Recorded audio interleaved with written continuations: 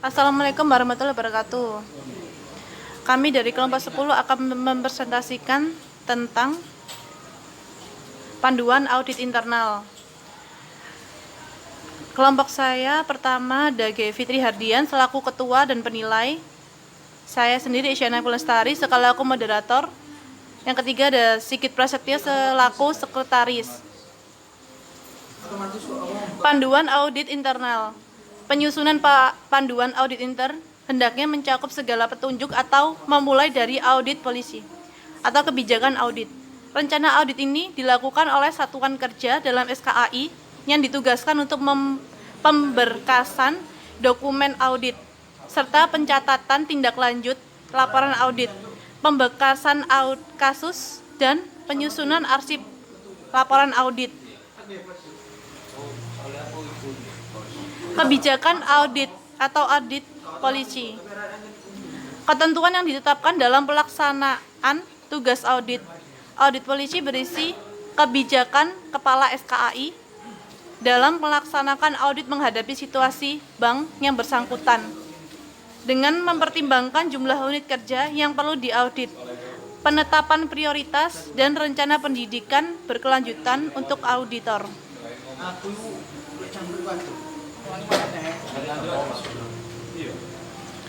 Audit polisi disusun berdasarkan data informasi dari bagian Litbag dan Sisdur apabila ada atau dapat diserahkan kepada departemen head, satuan kerja di bawah grup head masing-masing. Audit polisi disiapkan sebelum akhir tahun untuk kegiatan audit tahun berikutnya. Selanjutnya akan dijelaskan oleh teman saya Sigit Prasetyo. Perencanaan audit. Rencana audit disusun sebagai panduan bagi pelaksanaan audit. Rencana ini diberitahukan kepada auditor yang akan bertugas minimal 2 minggu sebelum tim audit melakukan pemeriksaan. Rencana audit berisikan jadwal audit untuk setiap unit kerja, kapan audit dilakukan, berapa lama pelaksanaan audit, serta ketua tim audit dan siapa anggotanya. Tim audit sekurang-kurangnya terdiri dari 2 orang, atau untuk unit kerja yang kecil atau tidak bermasalah. Audit yang dilakukan oleh auditor sendirian dapat menggoyahkan independensi atau dapat terkontaminasi apabila auditor yang bersangkutan belum terlalu menghayati profesionalisme dan kode etik auditor.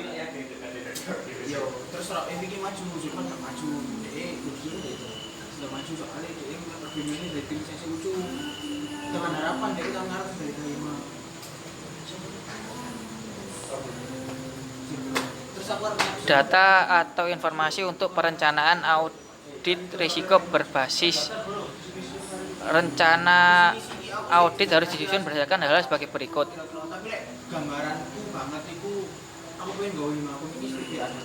Pertama, kebijakan audit yang disetujui Dekom dan komite audit atau apabila ada, serta direktur utama perusahaan. Untuk yang kedua, kebijakan audit yang ditetapkan oleh SKAI. Untuk yang ketiga, jumlah tenaga auditor yang tersedia.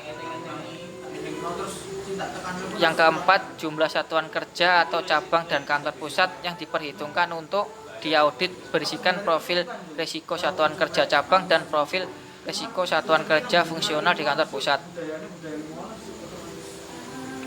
Kelima, data audit tahun sebelumnya.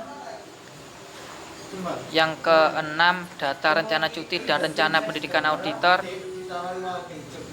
Yang ketujuh, jumlah hari kerja selama setahun. Dan yang kedelapan atau yang terakhir, audit rating cabang-cabang.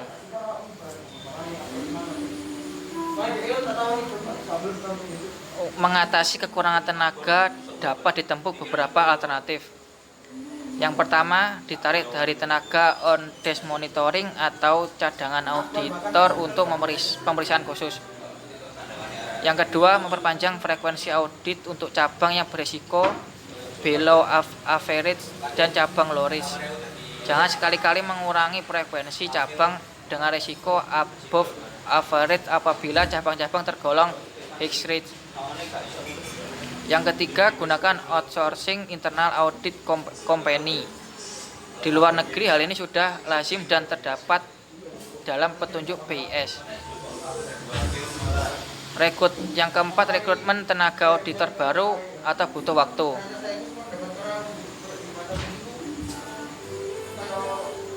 Membentuk tim audit dan menyusun jadwal audit. Langkah dan membentuk tim audit untuk masing-masing cabang dan menetapkan tanggal pemeriksaan dengan memperhatikan jadwal cuti auditor. Penyusunan hendaknya dengan memperhatikan rating auditor dari satuan kerja yang akan diperiksa.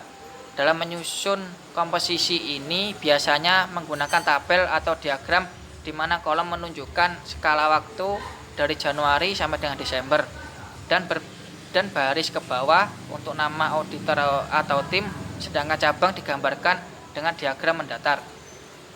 Untuk selanjutnya akan dijelaskan oleh Gevi Trihardian. Saya akan melanjutkan presentasi dari kelompok saya.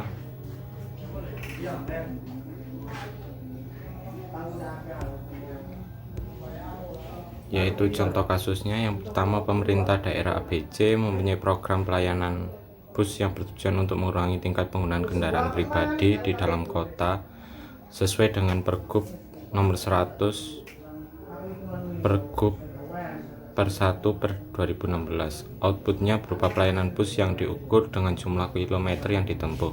Dalam rangka pelaksanaan program tersebut, pemerintah daerah ABC melakukan pengadaan pembelian bus baru.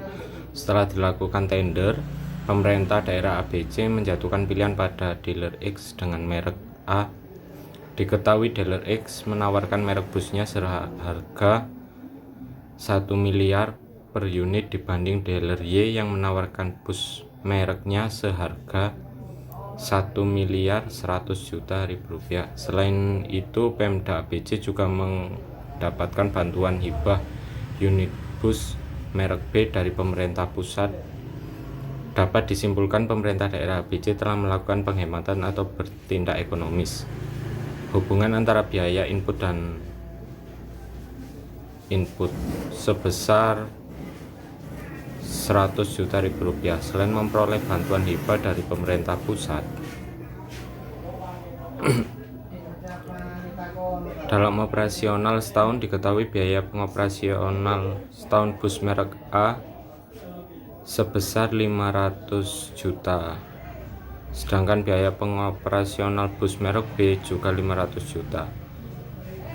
Kilometer yang dilayani bus A sebanyak 250.000 km setahun, sedangkan bus B sebanyak 275.000 km setahun. Akan tetapi dengan bus A penggunaan kendaraan pribadi turun 20%, sedangkan dengan bus B penggunaan kendaraan pribadi turun 100%.